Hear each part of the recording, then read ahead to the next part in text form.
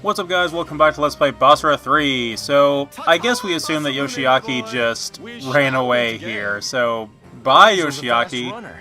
I guess he's not going to join either side this time around, so we won't see him at Sekigahara, which I could really care less about.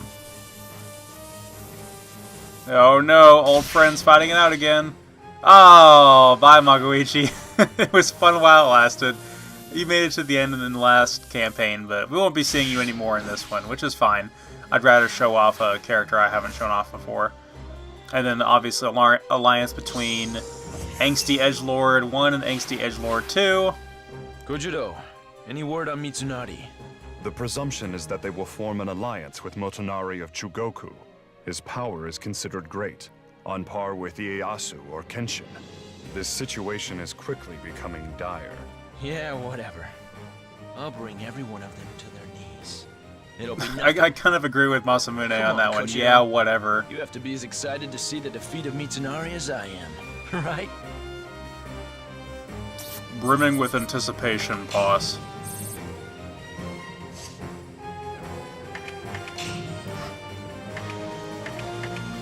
Alright, so we got another new weapon, which looks like one sword with 3 blades, which has the added ability to fill our Basara gauge faster. I don't know if I care about that, really. We have a couple of other allies we can pick from now. We have the Giant Proof guy who defends our... our camps resist occupational chiefs more steadily now. So we can either fight we can fight Yoshishige again, or we can fight Kenshin. It's been a little while since we fought Kenshin. We fought him very early in the game in Ieyasu's story, so I think we'll go after him this time. It'll also let me demonstrate a different approach through Kenshin's stage, which I think is very important considering in my previous run with Kenshin, I guess you could say I neglected to take the optimal route. Although I guess that's kind of subjective. I really don't know which one is objectively faster, but as you can see, there's a couple different ways of handling this. As long as Kanetsugu the Invincible is here, Kawanakajima too will be invincible. Good old Mount Kawanakajima, the same place that the Basara anime really started when you really break it down. I don't see Kenshin anywhere. Alright, so as you can see, our swords are electric elemental here, so this is very similar to the setup that I had for Basara 1, where I had these weapons equipped to give that extra little stun that the electricity gives you, which is very important in being able to keep your enemies stun locked so you don't get attacked by them, which was especially important in Basara 1 on Ultimate difficulty. So as you can see here, I can either engage Keiji directly, like I did as Ieyasu, or I can go around to this other control point here and take that over, which was going to allow me to access the top of the mountain quicker, which is where Kenshin supposedly is, but we know it's not actually Kenshin. But we'll get up there when we get up there.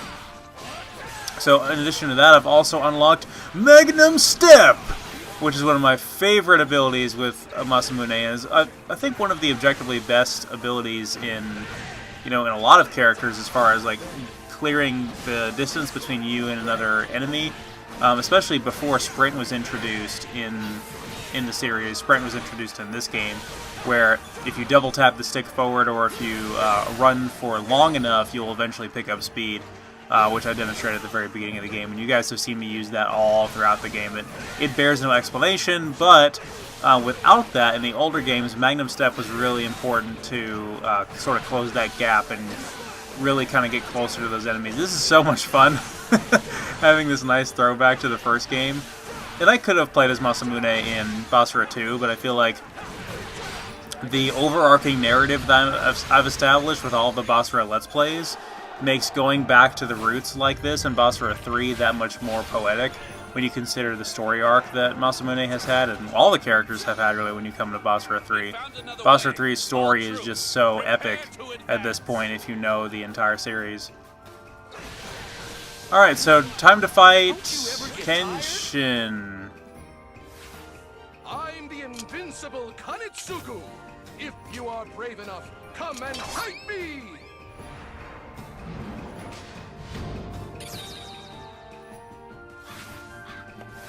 Or we can just fight the invincible Kanetsugu, Uesugi's first unit, as always. And I'm actually allowing him to attack me here to see what he can do. He actually knocked me back a little bit. He does have, like, a mini-boss. Well, I take that back. I was going to say he has sort of a, the amount of health that an occupational chief would have, but he really doesn't. There we go. No, wait! I'm invincible! He just couldn't stay down. And the whole I'm invincible thing is kind of a running joke, considering that, you know, we see him more than once in the anime. And that's one of those things where I vividly remember watching the anime, or rewatching the anime with my friend Cassie, who was, I guess, my friend at the time. And we were watching in one episode where Uesugi Kenshin would show up, and she just says it right on cue with the character on screen, the invincible Kanetsugu, and I'm like, wait, what? And I realized that it was this big running inside joke that she knew about, that I didn't really know about, because she had actually played Basara 3 before I did. She actually had the Wii version of the game, which I haven't mentioned. I don't think I've mentioned that really at all in this Let's Play, that Basara 3, in addition to being available for the PS3, is also available for the Wii.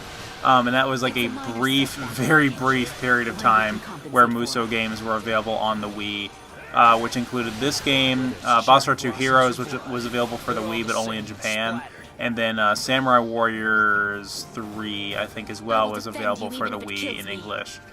We had an unsold copy of Samurai Warriors 3 for the Wii at my store that I really considered buying, but the cover was all faded and everything. I'm like, if I do get it, I'll get a better copy. But yeah, the whole Invincible Kanetsugu thing is pretty funny in context of the anime, but in the game, it's a kind of a one-note joke for this one stage. Alright, so by doing that, we freed up all of the different sectors of the map, and now that was really preferable, because before we would have had to fought Keiji twice. So now we just have to fight him. We fought Kanetsugu, and we're gonna fight Keiji one time. We still have to fight Kasuga though, who, again, I'm saying it Kasuga and not Kasuga like Berserk Kasuga. Although that's gonna get even more confusing to pronounce once. Whoa, that's that's some flexibility there. No wonder she makes a good ninja. And the less we comment on that, the better. So, she's going to do her typical angsty Naruto ninja style, flashing in and out to attack us. I guess that's like the prototypical, like, that's how you know you're an angsty edgelord ninja, is you do a move where you teleport behind somebody to attack them, and I guess that was like propagated by Naruto or whatever. So I think that's just one big meme, really. Of course, Kasuga really doesn't do that, but other characters that do that, it's just one big trope within the genre. That was a pretty effective block there. We actually managed to block that weird pink laser cage thing that she drops on us. Return to me, Kasuga. Return to where you belong. I doubt you can hear them in the background, but there's a ton of police sirens going off right now, so who knows what's going on. All I know is I'm having a good time. So I mentioned this in the previous video, but I was running out of time when I started talking about it, so I'm going to bring it up again here now so I can really go into more detail. The release of Dynasty Warriors 9 finally occurred, and as I've said, I've gone on record to say before that I'm not that big of a fan of the Dynasty Warriors series, and mainly I think it's just because from a storyline standpoint I'm far more interested in the Sengoku conflict than in the Romance of the Three Kingdoms conflict, and I'd have a much easier time remembering and pronouncing the Japanese names than I would the Chinese names. But that's no way in the fault of the game or the series, but I feel like Basara got the formula right from the beginning. Basara always had the formula right. It was always over the top and ridiculous, and the character portrayals were correct, more correct than I feel like what Koei Tecmo did with Samurai Warriors. Capcom's adaptation of the Sengoku era with Basara, to me, is just the superior adaptation. And a lot of people seem to agree, although Samurai Warriors is still beloved by some, and I won't argue with that. I will say that Samurai Warriors also has an anime, believe it or not, but because I have to say believe it or not, I'm emphasizing the fact that most people don't know that because it's not all that good. Especially when you compare it to Basara, which, you know, has enough unique things going on for it to really keep your interest, and separate it from other shows in the genre as sort of a satire or commentary of shonen anime, along with some homoerotic fan service for the ladies. And in addition to that, it also happens to be a well-made series that's also an interesting adaptation of the game story. So the Basara anime has a lot of things going for it. The Samurai Warriors anime has almost none of those things going for it, and is a pretty run-of-the-mill, typical adaptation. But anyway, I just got off on a huge tangent there. I was talking about we're beating up KG, by the way. I don't think there's much really to say about that because we've already fought him, and he is. I mean, he's not going to be any stronger now than he would have been had we not fought him before, but I just wanted to get that out of the way. He does telegraph his charge attack there by he throws his spear down and we see him rotate his shoulder around like he's doing stretches. And yeah, his upgraded weapon here does look more like a giant phalanx instead of a sword, but normally he just has a giant, ridiculous sword. He still behaves the same way. Anyway, so Dynasty Warriors 9. Dynasty Warriors 9, a lot of people were very excited for it, including myself. I thought it was a great idea, and it looks absolutely gorgeous.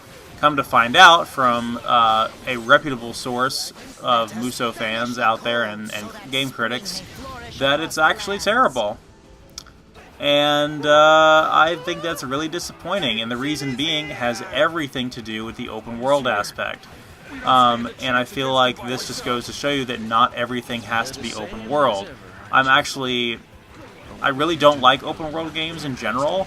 Like, I'll make an exception occasionally, and I did really enjoy like Far Cry 3, but I realized that Ubisoft open world games are not even the best examples because they tend to be big open worlds with nothing to do in them, which is even worse of a problem in Dynasty Warriors 9.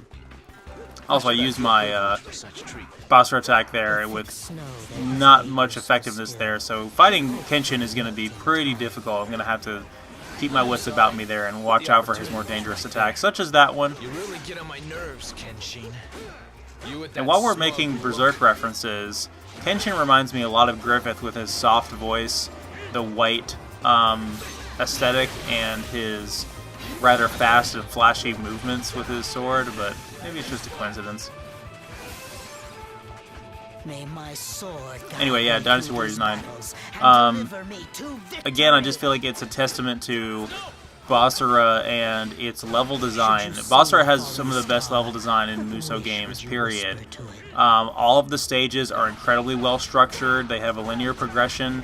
There's multiple different attempts you can make at it, different ways you can approach the map. Even though it's linear, it's very sandboxy in that regard. But ultimately, the environments are detailed. Assets don't repeat themselves too much. Like, this area is at the top of a mountain with cobblestones and snow and stairs and flags and things like that. It's not a boring environment like some of the other Koei Tecmo games that have come out in recent years that are just...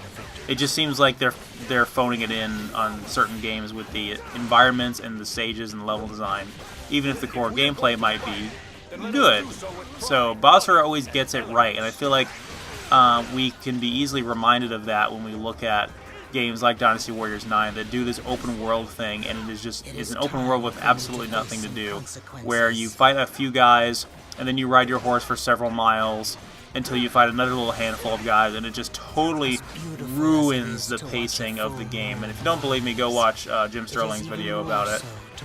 But as well, you have the ability to fast travel to the closest point to those objectives, and that's pretty much your way of getting close, like reasonably close to those objectives. And even that is not a... You still end up fast traveling and then having to walk miles and miles on your horse, so it's whatever. Anyway, we beat Kenshin, and that was actually a pretty tough fight. I was very happy about that. Masamune has definitely gotten his claws sharpened now.